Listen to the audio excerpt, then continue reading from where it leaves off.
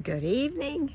Hey, I just wanted to come on here and say a little bit about what happens when life happens.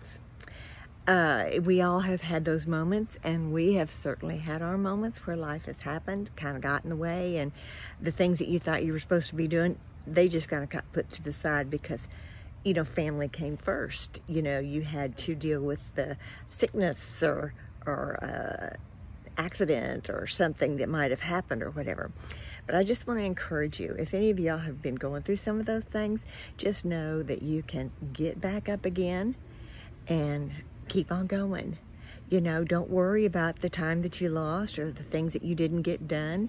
You just start where you are, and then you get going again. And you say, okay, Lord, forgive me for the failures that I've had or whatever might have happened, and help me to pick back up again and keep on going. We've had some situations in our family that was a bit of a challenge, and it just took up every part of our day, and things just didn't get done in my business and in my home, in my family, and in church.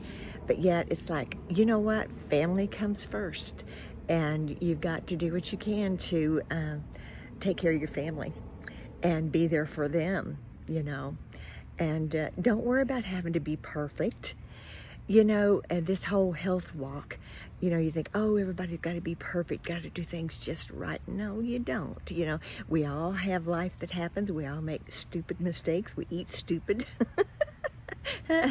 So you just forgive yourself and forgive the situation, forgive those around you, and then you just keep on going. And you just ask the Lord to help you to do better for the rest of the time from here on out, So I just had to come and show you this bush, this gardenia. Look at this. I mean, it is absolutely gorgeous. And let me see if you can see that. It's dark out here. Let me see if I can move back this way. See, isn't that something? It is the most loaded it has ever been. It is just phenomenal. It's just loaded, and it smells so good. I wish y'all could smell it. But I picked these. I'm going to take these in the house. I just want to encourage you, if you have flowers and stuff, pick them and put them in your house. Put them where you are the most. If it's in the kitchen or the bathroom or in your office, by the TV, put them in there so that it can brighten the space where you are. So just enjoy what God has given you, these beautiful blooms and blossoms and all. So I just wanted to encourage you in that. I don't know what your situation is, but I know God's got it all under control, and He is the orchestrator of all things, and things do work out to be for the best. Like in Frank's situation, we found out things that he was able to stop some of the medicines that he was taking after being in the hospital. They said, oh my goodness, you don't need to be taking this anymore. So, hey, things work out for the best. And this scripture just keeps coming to my mind is to speak those things that be not as though they were. I think it was Abraham that was called the father of nations way years before he had a child, and I think he was in his 90s and Sarah was in her 80s or something like that, and but it was another 10 years or more before they actually had the child. It's like, oh my gosh. But that whole time he spoke those things that be not as though they were, because God told him he was going to be the father of nations. He called himself the father of nations. So what has God said to you?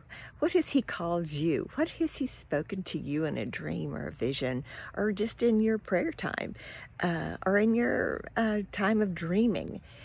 Ask the Lord to remind you of those things that He said to you. What has He said to you that's going to be an encouragement that you can begin to confess and say, okay, God said it, so I believe it. So this is what I'm going to be. That's what I'm going to do. And I'm going to step into that by faith. And just do it. All right?